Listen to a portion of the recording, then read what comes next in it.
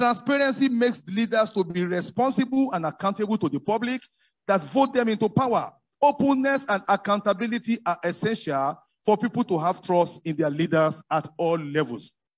Today, all over the world, and especially in Nigeria, most people have lost faith in their governments and the political leaders at all levels because of massive corruption, insecurity, kidnapping for ransom, massacre of innocent communities, impunity of murderers who have infiltrated the security outfits and surround communities in various parts of the country in the name of herdsmen and bandits, failure of basic infrastructure, devaluation of the Nigerian currency. I just came from the UK last week, and it is very, very surprising that the Nigerian naira is exchanging at the rate of 720 naira to a pound. We had a time when pound sterling was at par with naira. We were stronger than the dollar. I was in this country as a young man when we bought a Volkswagen Beetle for 1,680 naira. Peugeot 504 for less than 6,000 naira. People flew to New York return ticket at the cost of 30 naira. What has happened to the good old days? We will continue to talk about the good old days. May those days come back again in the name of Jesus. We are dealing with massive unemployment of skilled youths. As a vice chancellor, it was very painful that most of the students I graduated were found in the job market. It is just hopeless. There's nowhere I end. There's no job anywhere. The companies are closing down, and churches who ought to be establishing businesses to employ youths are buying them over and opening more places of worship. Churches everywhere. Impact is low upon human behavior. We are having this problem. And most worrisome is the brain drain of our young professionals, especially the doctors and the medical experts. You train doctors today, you train them for the international market. It is an unfortunate experience for a country to train its doctors with the taxpayers' money only for them to emigrate to Canada, to England, to whatever they become over there. They are earning money for their own personal pocket. It has no benefit to the country. The country that trained them cannot benefit from them. And so our engineers are going, doctors are going, specialists are going. It is woe to a country that we allow the best of our brains to live.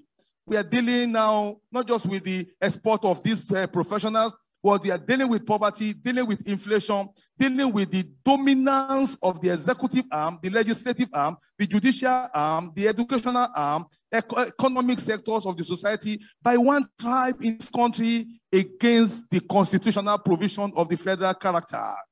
These maladies have affected the populace in having trust in government to protect them. Everyone is for himself, God is for us all. People have no confidence that we can be protected again by government. They are not even sure that they can have peace and live in joy and harmony as it used to be. In summary, therefore, the people are disconnected from their government. Politicians are no longer trusted to implement promises they made during electionary campaigns. I can still remember the 5 cardinal principles of Unity Party of Nigeria, Obafemi Awolowo. I can't remember any cardinal principle of any of the political parties today. They promise much, they do little. And it is very unfortunate. This is a matter of trust. People are disconnected from their government. And now Christians are now more vulnerable to experience persecution and attack more than ever before. See what is in Afghanistan. See how we are losing ground everywhere. And violence, which has come from one part of the country against the other, is so blind. Mahatma Gandhi said, an eye for an eye will make the whole world go blind. Martin Luther King Jr. advocated non-violent resistance.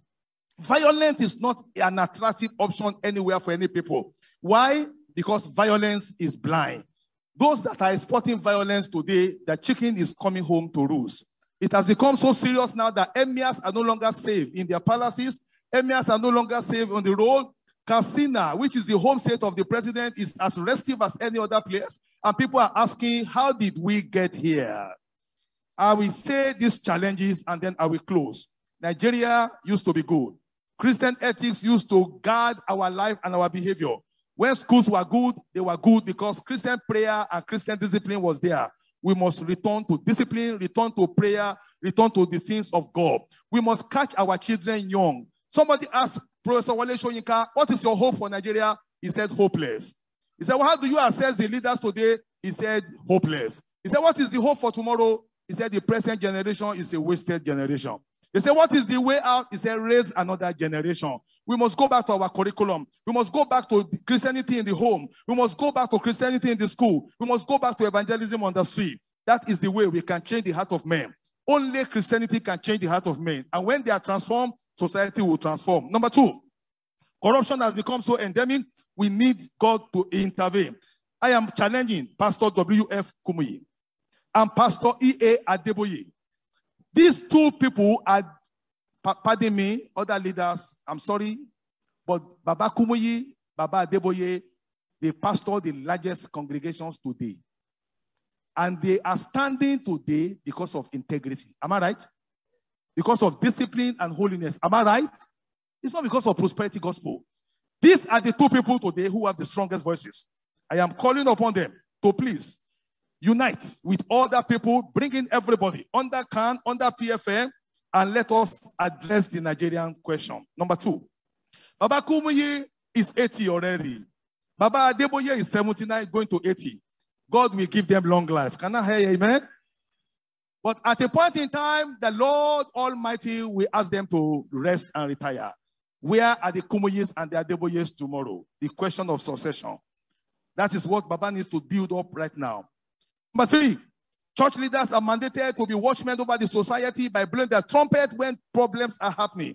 It is not enough for us to keep quiet and pastor our churches and have large congregation. When crisis comes, everybody will be a victim. All ministers of God should speak out now. As things are going upside down in Nigeria, you are comfortable here. People are not comfortable in Benue. They are not comfortable in Southern Kaduna. They are not comfortable in other places. All our church leaders must speak out. I look forward to Baba addressing a world press conference.